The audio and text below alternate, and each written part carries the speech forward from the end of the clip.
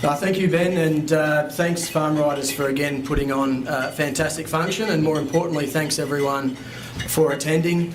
Ben took care of the acknowledgements at the start of the day, so I'll just echo those and welcome everyone more broadly. Now, I've only got 10 minutes to talk, and then we'll have a lot of time then left over for the Q&A session. I do have a number of slides which I think are on the two ends that we'll just run through as we go. Obviously, there we go. Obviously, the Treasurer last week handed down a fantastic budget, and one that the New South Wales Government has put a lot of years into getting to this point. So it wasn't just something that happened overnight. It's taken a lot of hard work, and today I'm going to give you a very brief snapshot of the overall budget picture as the Treasurer did last week, and then briefly talk about what that means for our portfolio and the primary industry sector as a whole. As you can see from this slide, we've got a very strong surplus, but more importantly, surplus is going forward as well. And that's, again, something that's taken a lot of hard work to get into this position as we are at the moment, but also making sure that we carefully manage that budget going forward to continue to have the strong results that we're seeing here in New South Wales. A large part of that is being able to address the next graph that we see here. I have the privilege now of sitting on ERC, and I know that the decisions that are made to make sure that we keep our expenditure under control as a state, particularly in a climate where we're seeing a forecast of reduced revenue, particularly coming from the federal government when we look at GST. But this is absolutely something that the government, and particularly the Treasurer, reminds us of at every ERC meeting. And again, as you can see going forward, the future looks bright for expenditure to be kept in control in relation to revenue, which is also a very strong result.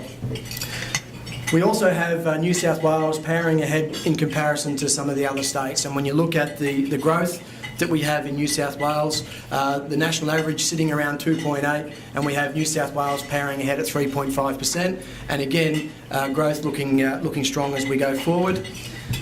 And the jobs numbers in New South Wales are something that some of the other states in particular would love to be able to be in this position. You can see there since 2011 we've created 40% of all the jobs in Australia have been created here in New South Wales, and we have the lowest unemployment rate, which again is another sign that we're doing very well. The story is even better when we look at regional New South Wales, and this is obviously very important for primary industries and also the water side of my portfolio. When we look at these regional numbers, 58,000 jobs in regional New South Wales have been added in the past 2 years. And again, looking at the graphs and the comparisons to the other states, our regional growth compared to the other states, there's just no comparison whatsoever. So we've been able to deliver what we believe, and the Treasurer has done a fantastic job to deliver a budget that ticks all of the boxes. Not only looking at the budget and the health of the budget and the projections going forward, but also then having an economy in New South Wales that's providing confidence for industry. The fact that we're also making those surpluses and that money that we've been able to set aside or to gather from our asset recycling programs, we're putting that to work and investing in more infrastructure. So we're actually seeing the net worth of New South Wales increasing as a result of the new infrastructure that we're bringing online, both in Sydney and in regional areas. And one area that I'll talk about in a moment is the spend that we're putting into regional water infrastructure. But the strength of this budget means that then we can then concentrate on the social aspects and spending in social areas that you've also seen has been a key piece of this budget to make sure that everyone in New South Wales gets their fair share. So it doesn't matter whether they are in the city, doesn't matter if they're in a regional community, we want to make sure that because we now have our house in order, we're making sure that everyone in New South Wales is getting their fair share. To quickly then turn to what this means for the primary industry sector, Obviously, we need to have the budget in order to be able to look at how we then can translate that across into the portfolio areas that I'm responsible for. But that's only one part of the picture. One thing that we do need to remind ourselves of, and we are probably a little bit guilty of this sometimes because we're looking at so many different things and addressing so many different issues, are the things that we've been able to do, particularly in the last 2 years, to capitalise on the opportunities that a strong budget presents. And some of those reforms have been very difficult reforms. Some of those reforms have taken many years to get through. Some of them have required legislation, and some of them are about to come online in this next financial year. And that's why a strong budget means that we've been able to take these reforms and not just talk about them or put them through the Parliament. We're actually able to deliver them out there where it actually matters, particularly for the primary industry sector.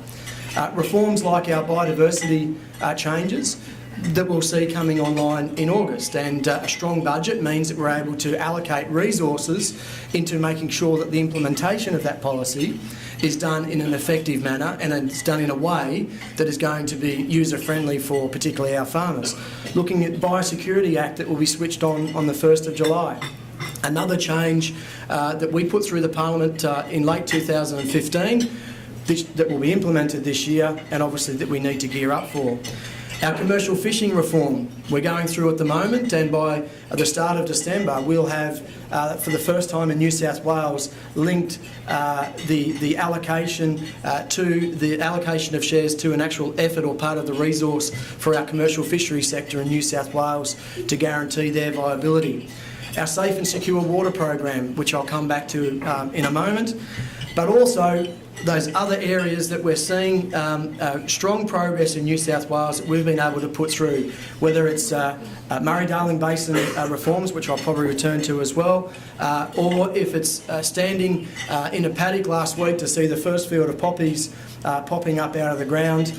You can see that there are a range of things that we've been able to do as a government in the last 2 years that mean that we're able to continue to drive forward growth, particularly in the primary industry sector.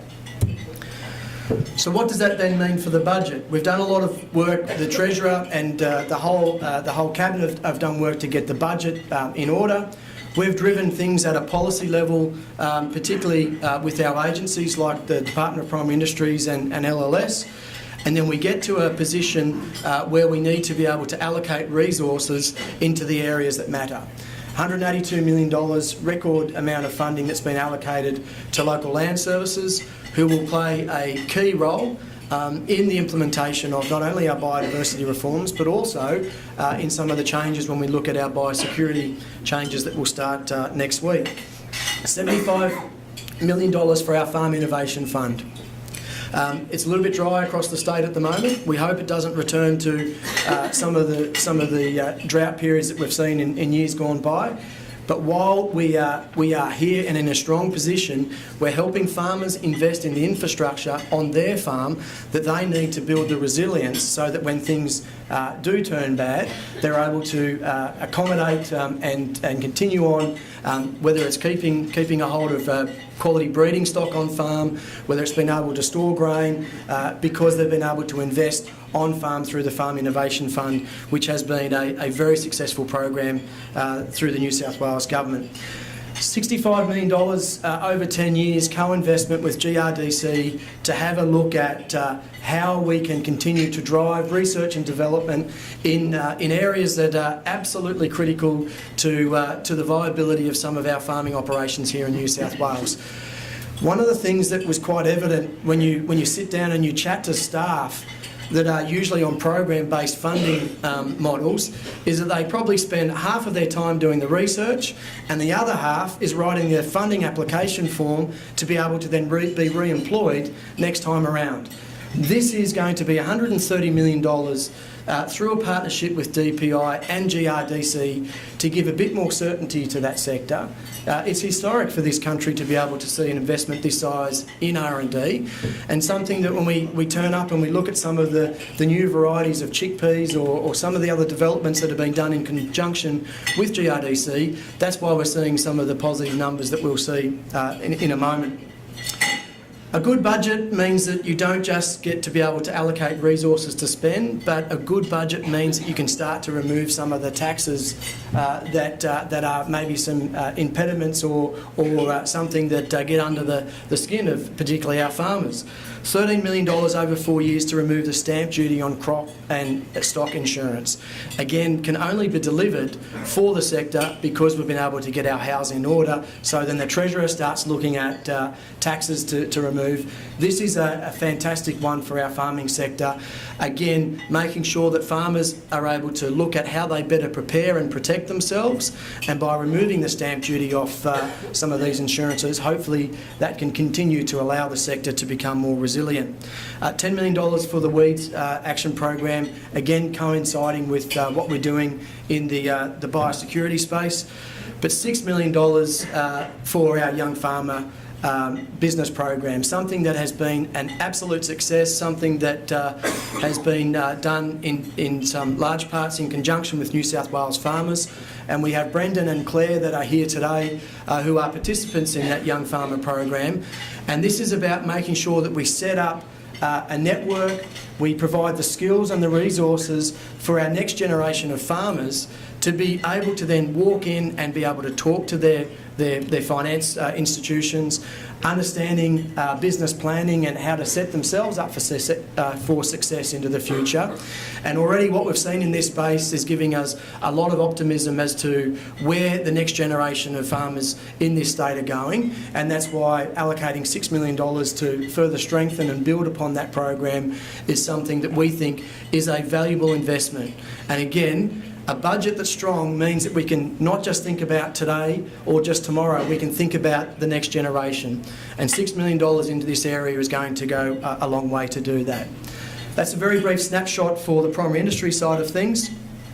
Regional water, another key part of the portfolio. $1 billion there for safe and secure water program for regional New South Wales. Now this is a vitally important program that's not just about urban water infrastructure or for regional communities.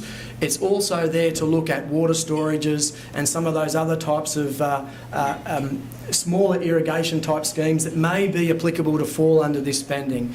A large part of this obviously has been committed to the Broken Hill Pipeline project, and the beauty about that sitting in this program is that anything that comes in under the estimates there will be able to redirect into other parts of the state through this program.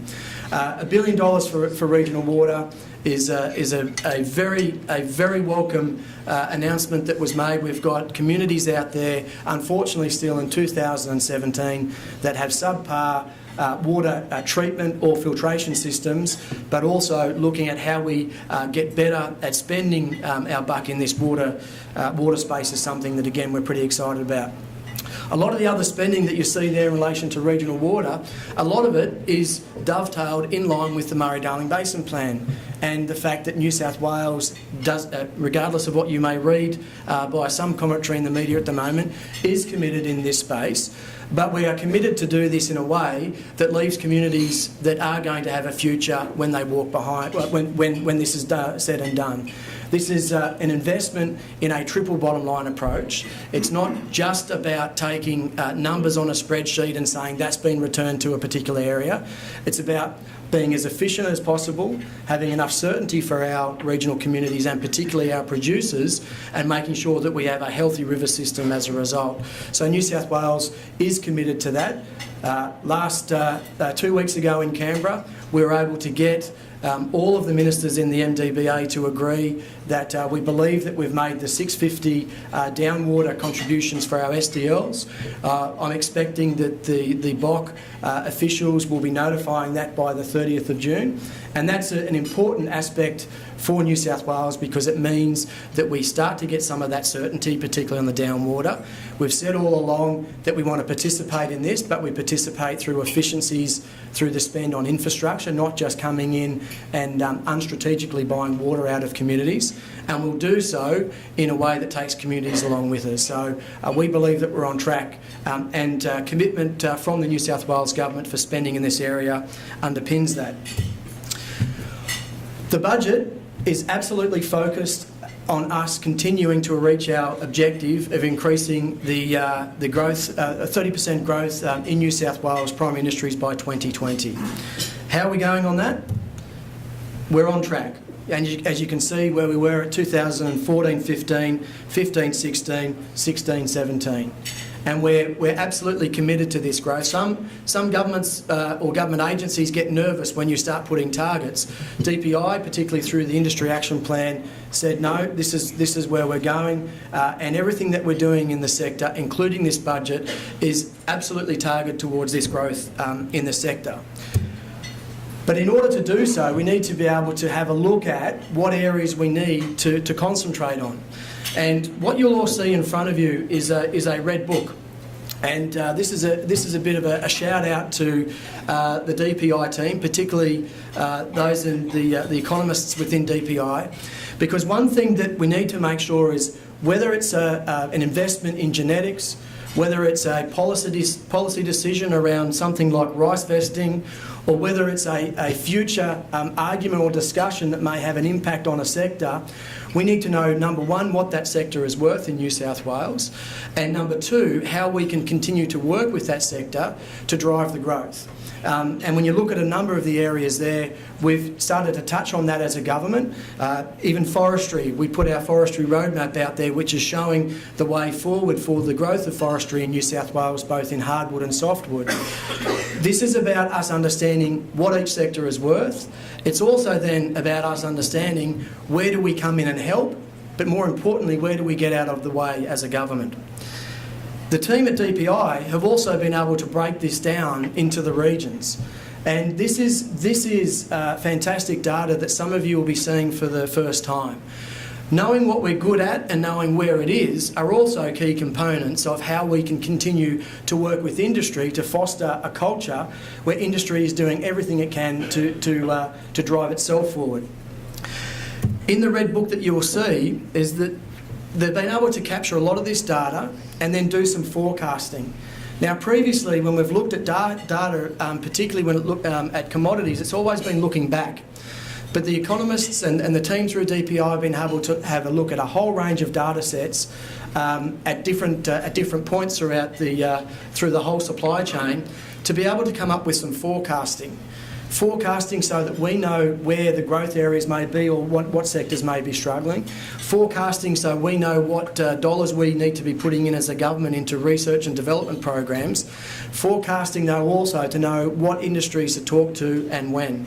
So please make sure you take that with you. It's a valuable source that the department is going to continually update as we go forward from here as well. So congratulations Scott Hansen, to Tim McRae and all their team to be able to gather that data.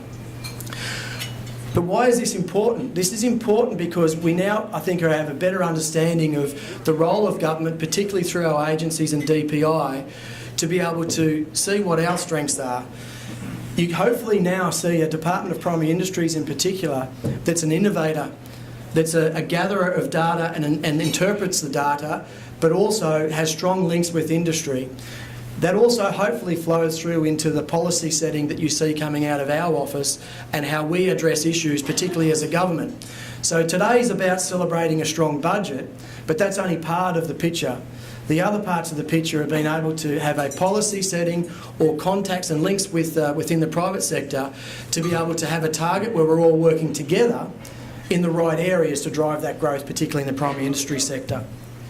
And please, as I said, make sure you take some time to take that red book home with you and have a look at those data sets. So where to from here? We are in an interesting position where we've got the sector is looking very strong. We are a government that is not adverse to still making strong decisions and changes where we need to. But we're also a government that understands that there are some areas that we need to be able to get out of the way of and allow industry to take over. We're going into a very interesting period, particularly when you look at the house that I sit in. I'm in the upper house, and in the upper house I have the Animal Justice Party, the Greens, Labor, Christian Democrats and Shooters. And we're starting to be coming into the silly season. Most parties will start their pre-selection processes soon, and what we'll see there, from once those candidates are pre-selected, we'll start to see, particularly through the upper house of Parliament, an election campaign that will probably start towards the second half of this year.